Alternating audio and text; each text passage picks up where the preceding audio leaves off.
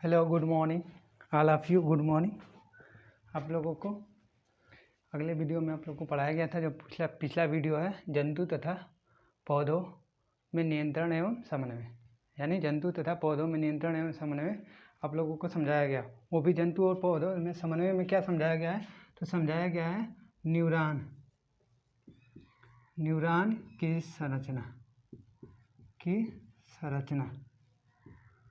यही ये समझा दिया गया है आप लोगों को, यानी जंतु एवं पौधों में नियंत्रण एवं समन्वय में न्यूरॉन की संरचना को समझाया गया है कल के वीडियो में। अब वही उसका अगला भाग जो है, अगला पार्ट, यानी तंत्रिका या न्यूरॉन कितने प्रकार के होते हैं। यहाँ पे हम आएंगे न्यूरॉन, यानी कह सकते हैं कि जो कोशिकाओं के आधार पे जो न्यूरॉन होते हैं वो मुख्यतः 3 प्रकार से होते हैं। ठीक है, कितने प्रकार से होते हैं? 3 प्रकार से होते हैं। तो ये 3 प्रकार से कौन कौन से होते हैं, जैसे हम देखते हैं। पहला यहाँ पे शुरू करेंगे, फर्स्ट जो होगा वो हम उसी को पढ़ना है। ठीक है, तो पहला हमारा होगा एक, जैसे हम लोग पहले पढ़ चुके हैं कि कोशिकाओं को कल बताया गया था, तो ये 3 प्रकार के थे। तो एक है संवेदी तंत्रिका कोशिकाएं। पहला होगा संवेदी तंत्रिका कोशिकाएं। फर्स्ट क्या होगा?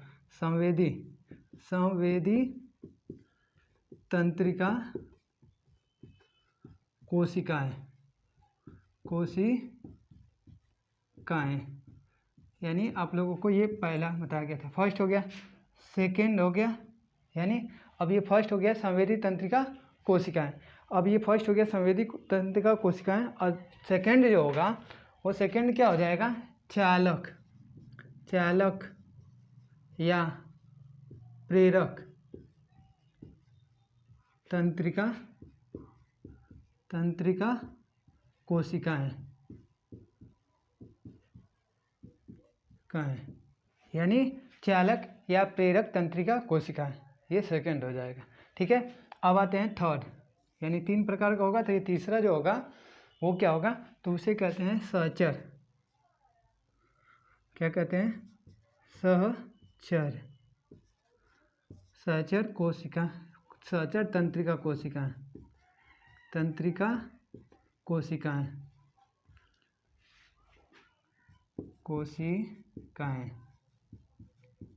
यानी ये 3 प्रकार की कोशिकाएं हैं, और इन्हीं तीनों को एक एक करके पढ़ना है।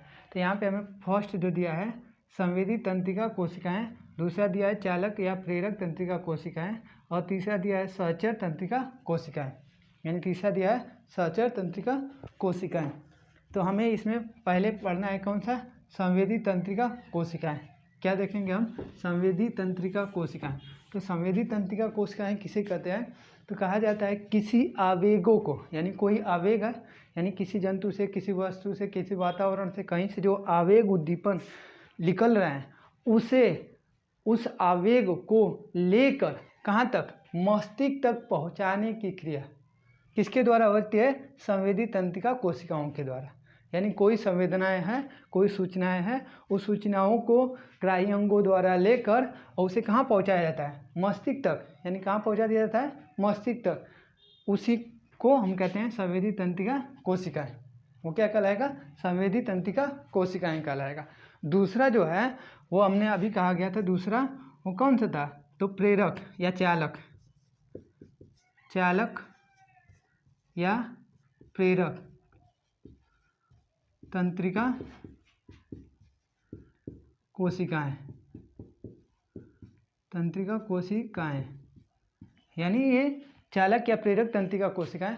अब यहाँ से मैंने कहा कि जैसे ये मान लो आवेग, हमने देखा ये रंग है, कैसा है? लाल है। तो ये लाल का एहसास कैसे हुआ? ये हमारी सूचना हो गई, यानी ये क्या हो गया? उद्दीपन हो गया, और इस उद्दीपन को हमारी ग्राह्य अंग ने एक्सेप्ट किया। हम लोग पहले ही पढ़े हैं 5 ज्ञान इंद्रिया। 5 ज्ञान इंद्रिया में क्या क्या पढ़ा गया है? तो एक होता है आँख, कान, नाक, जीभ और त्वचा। ये 5 ज्ञान इंद्रियां हम पढ़े हैं। सबसे बड़ी ज्ञान इंद्रिय जो होती है त्वचा होती है। तो ये जो त्वचा है, तो अभी मैंने कहा कलर्स है, रंग है, हवा है, ठंड है, गर्म है, ये सभी का एहसास किसके द्वारा होता है? इन्हीं 5 ज्ञानेंद्रियों के द्वारा होता है। अब ये उद्दीपनों को एक्सेप्ट करती हैं, ग्राही अंग होती है, ये लेने का कार्य करती हैं और लेने के बाद ये क्या करती हैं?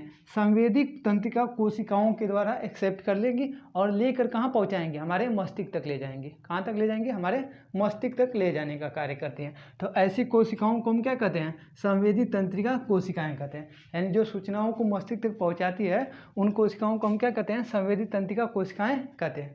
ये स्पष्ट हो गया। अब जब यहाँ से ये सूचना दिया गया, जैसे मान लो दे दिया गया सूचना कि ये जो है टेस्टर है, हम तो ऐसे जान रहे हैं, लेकिन पहले जब ये सूचना उद्दीपन के रूप में निकला और मस्तिष्क में गया तो इसका तो एहसास नहीं हुआ, लेकिन वहाँ पे मस्तिष्क जो है हमारा उसका तर्क वितर्क करता है और तर्क वितर्क करके वो सूचना देता है कि ये क्या है, किस प्रकार की वस्तु है, कैसा है, हवा है, पानी है, गर्म है, ठंडा है, कलर लाल है, पीला है, उन सब का एहसास जब कर लेगी, तर्क वितर्क कर लेगी, तो चालक या प्रेरक जो तंत्रिका कोशिका है उसके द्वारा इस सूचनाओं को कहाँ पे भेजेगी? कार्यकर अंग। कार्यकर अंग मतलब जिसके द्वारा हम किसी चीज़ों को कर रहे हैं, कार्यकर अंग द्वारा किसी चीज़ों को कर रहे हैं। जैसे त्वचा है, त्वचा के द्वारा हमें एहसास कर रहे हैं ना कि ठंडा है, गर्म है, तो उसका वो कार्यकर अंग हो गया। जीभ के द्वारा स्वाद का एहसास किया जाता है, नाक के द्वारा गंध का एहसास किया जाता है, कान के द्वारा ध्वनि का एहसास किया जाता है और आंखों के द्वारा कलर का एहसास किया जाता है। तो इन सभी का जो एहसास किया जा रहा है तो ये सभी कार्यकर अंग है, इसी के द्वारा तो हम अंदर अपने शरीर के अंदर ले रहे हैं। तो ये लेने वाला ग्राही अंग होता है। तो वो सूचनाओं को ये क्या करता है? ग्राही अंगों के द्वारा भेजता है, ग्राही अंगों द्वारा भेजा जाता है। तो ऐसी पेशियों को या ऐसी कोशिकाओं को क्या कहते हैं? चालक या प्रेरक तंत्रिका कोशिकाएं। ऐसी पेशियों या ऐसी कोशिकाओं को चालक तंत्रिका कोशिकाएं कहते हैं। अब आते हैं तीसरा और आखिरी, इसमें तीसरा और आखिरी है जिसे कहा जाता है सहचर। सहचर तंत्रिका कोशिकाएं। कौन सी? तंत्रिका कोशिकाएं। सहचर तंत्रिका कोशिकाएं, तंत्रिका कोशिकाएं, ये सहचर तंत्रिका कोशिकाएं। अब ये सहचर तंत्रिका कोशिकाओं का कार्य क्या होता है कि इन दोनों में यानी संवेदी और चालक, यानी जो संवेदी है और जो चालक तंत्रिकाएं हैं, इन दोनों में संबंध स्थापित करने का कार्य करती हैं। यानी एक दूसरे के बीच में संबंध किस तरीके से स्थापित किया जाता है, वैसे जैसे एक टीचर और एक स्टूडेंट का क्या संबंध होना चाहिए, इन दोनों के बीच में हम लोग पढ़ाई क्या करते हैं, उसी के माध्यम से हम लोग एक दूसरे से जुड़े हुए हैं। तो वैसे ये संवेदी और चालक कोशिकाओं के बीच में संबंध स्थापित करते हैं। मान लो कि अब ये सूचना ले ली, वो सूचना उद्दीपन को ली और मस्तिष्क तक पहुँचा दी, और ये जो चालक तंत्रिका हैं वो वहाँ से सूचना लेके आएगी नहीं, कहेगी हम नहीं लेके आते हैं। तो जब नहीं लेके आएंगे तो वो कार्य कराएंगे, उस तरीके से कार्य नहीं करेगा। तो ये क्या करते हैं? उनके बीच में संबंध स्थापित करेगा कि जब ये सूचना ले ली तो कहेगी कि नहीं, आपको करना ही करना है, जो सूचना मिल रही है उसको वहाँ पे पहुँचाना है। तो इन दोनों के बीच में तालमेल बैठाए रखने का कार्य करती है, जिसे उन कोशिकाओं को हम क्या कहते हैं? सहचर या तंत्रिका कोशिकाएं कहते हैं। उसको क्या कहते हैं? सहचर या तंत्रिका कोशिकाएं कहते हैं। यह हो गया सहचर या तंत्रिका कोशिकाएं। अब आते हैं कि तंत्रिका कोशिकाएं या न्यूरॉन की कार्य विधि, यानी सहचर कोशिका या न्यूरॉन की कार्य विधि क्या है, तो इसको देख लेते हैं। सहचर या तंत्रिका कोशिकाओं की कार्य विधि, ठीक है, कार्य विधि को देख लेते हैं। देखो अब ये कहा गया कि सहचर या न्यूरॉन की या तंत्रिका या न्यूरॉन की कार्य विधि का मतलब क्या होता है? यानी कोई कार्य विधि का मतलब कि कोई कार्य जो हो वो एक सीरियल क्रम में, एक तरीका से, एक तार्किक से, एक क्रमबद्ध तरीके से कराना ही क्या कहलाएगा? वो कहलाएगा कार्य विधि। जैसे सुबह हम लोग उठें तो पहले फ्रेश होंगे, फिर ब्रश करेंगे, फिर स्नान करेंगे, फिर खाना खाएंगे, फिर कपड़े पहनेंगे, उसके बाद ही हम या तो स्कूल जाएंगे या तो ऑफिस जाएंगे। तो ये हम लोग का ये क्या है? ये कार्य विधि है। प्रतिदिन का ये क्या है? कार्य विधियाँ है। यानी हम क्या उठते हैं और डायरेक्ट ऑफिस के लिए निकल जाते हैं? ऐसा कुछ भी नहीं है। हम क्या करेंगे? उठेंगे, नहाएंगे, फ्रेश होंगे, खाना खाएंगे, पहनेंगे, उसके बाद कपड़े को, उसके बाद ही हम ऑफिस के लिए निकलेंगे। तो वो एक कार्य विधि है, एक नियम है, एक तरीका है, उसी के हिसाब से हम कंटिन्यू कर रहे हैं। क्या कर रहे हैं? उसी के हिसाब से कंटिन्यू कर रहे हैं। तो वैसे ही जो तंत्रिका या न्यूरॉन की कार्य विधि होती है, इसका कार्य होता है उद्दीपन, यानी कोई उद्दीपन है। जैसे मेरी आँख है, तो मेरी आँख है तो ये क्या करेगी? रंगों को देखेगी। तो रंगों को देखेगी तो हमें ये तो मालूम नहीं है कि ये कैसा कलर है, लाल है, पीला है, कैसा है, किस प्रकार का है, ये हमें तो मालूम नहीं है, एकदम से मालूम नहीं है। लेकिन जब हमारी जो पहला दशा संवेदी तंत्रिका वो सूचनाओं को लेगी, यानी ये मार्कर देखा तो इस सूचना को ले ली, एक्सेप्ट कर ली और ये संवेदी कोशिका और मस्तिष्क तक ले जाएगी। अब मस्तिष्क उसका तर्क वितर्क करेगा और तर्क वितर्क करने के बाद ये कहेगा कि नहीं, अब इसे कार्यकर अंगों तक, आँखों तक भेजेगा फिर से, और कहेगा कि ये जो गया है हमारे संवेदनाएं, ये कलर में लाल है, पीला है, हरा है, नीला है, यानी रंग का एहसास करेगी। अभी जैसे मान लो हमें हवा लग रही है, स्पर्श हो रहा है हवा, तो हवा ठंडी है या गर्म है, इसका एहसास हम नहीं कर रहे हैं, ये हमारा मस्तिष्क में हो रहा है। और ये मस्तिष्क उसका तर्क वितर्क करके ग्राही अंगों को सूचना दे रहा है। किसके द्वारा? चालक कोशिकाओं के द्वारा। जब वो सूचना दे रहा है तभी हमें क्या मालूम चल रहा है कि हाँ, ये हवा ठंडी है या गर्म है, ये कैसी है, ठंडी है या गर्म है, इस तरीके से हमें मालूम चलता है। तो यहाँ पे दिया है तंत्रिका न्यूरॉन की कार्य विधियाँ। तो ये किस प्रकार से कार्य विधियाँ कार्य करती हैं? तो ये कहा गया कि एक विशिष्टकृत पर्यावरण में सभी सूचनाएं, यानी पर्यावरण में जितने भी होने वाले विशिष्टकृत उत्परिवर्तन या परिवर्तन होता है, उन सभी सूचनाओं को हमें स्पष्ट कराती है, ज्ञान कराती है, हमें उससे समझाती है कि ये कैसी है, गर्म है, ठंडी है, फिर कह सकते हैं कि लाल है, पीला है, नीला है, गंध है, स्मेल है, किस तरीके का पर्यावरण में होने वाले परिवर्तनों को एहसास कराया जाता है। तो वो होता है न्यूरॉन की कार्यविधि। वो क्या होगी? न्यूरॉन की कार्यविधि।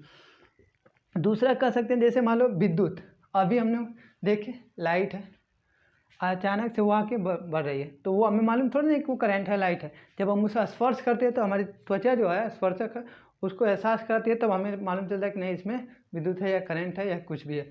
या कोई वस्तु है, एक गिलास हम पानी ले लिए और उसे हम रख दिए, अब रख देंगे तो हम देख के तो अनुमान नहीं लगा सकते, क्योंकि बस देख के हम ये अनुमान लगा सकते हैं जब उसमें से वाष्प निकलेगा, वाष्पीकरण होगा, तब हमें एहसास होगा कि पानी गर्म है। ऐसे नॉर्मली वाष्पीकरण नहीं हो रहा है तो हम क्या करेंगे? उसे बिना छुए उसको एहसास नहीं कर सकते हैं कि वो गर्म है या ठंडा है। जैसे उंगली डालेंगे तो हमारी जो त्वचा है, जो ग्राही अंग है, वो एहसास कराएगा कि ये ठंड है या गर्म है, ये ठंड है या गर्म है। तो यही वातावरण को एहसास कराने का कार्य न्यूरॉन जो है हमारे शरीर में करता है। ठीक है, ये हो गया कार्य विधि। अब जो समझे उसको थोड़ा थोड़ा लिख लेते हैं। ठीक है, तो पहला हमारा क्या था? फर्स्ट वो था संवेदी तंत्रिका कोशिकाएं। क्या था? संवेदी तंत्रिका कोशिकाएं। लिखो। तो ऐसी कोशिकाएं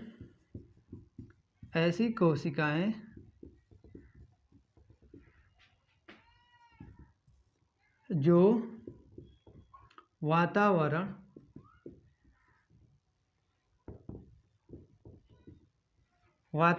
से उद्दीपनों को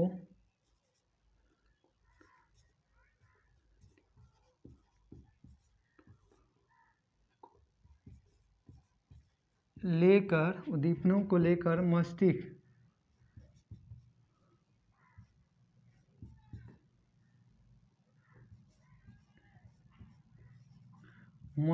तक पहुँच जाती है, उन्हें संवेदी तंत्रिका कोशिकाएं कहते हैं। क्या कहते हैं? संवेदी तंत्रिका कोशिकाएं। दूसरा, सेकेंड, चालक या प्रेरक तंत्रिका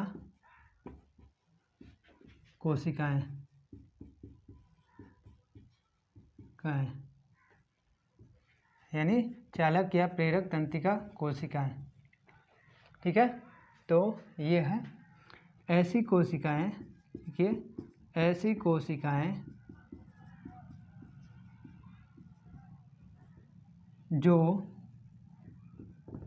मस्तिष्क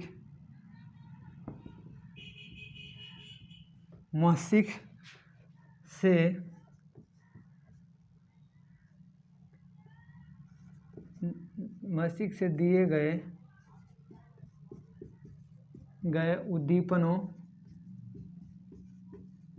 उद्दीपनों को कार्यकर अंगों तक पहुंचाती है, उसे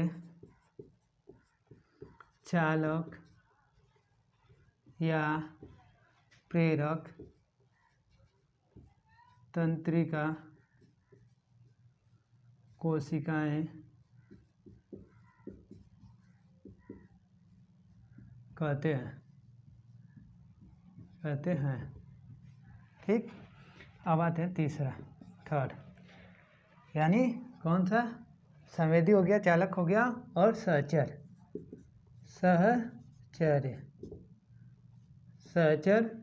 तंत्रिका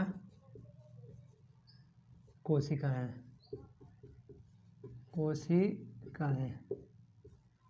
या आखिरी।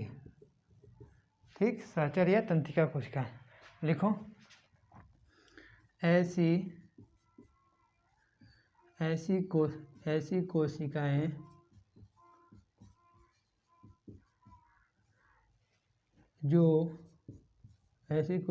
जो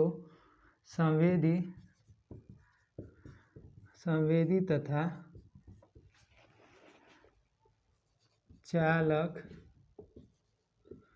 चालक कोशिकाओं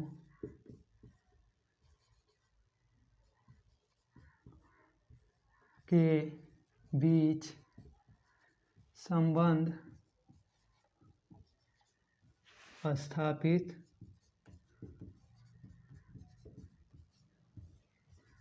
करती हैं, उसे सहचर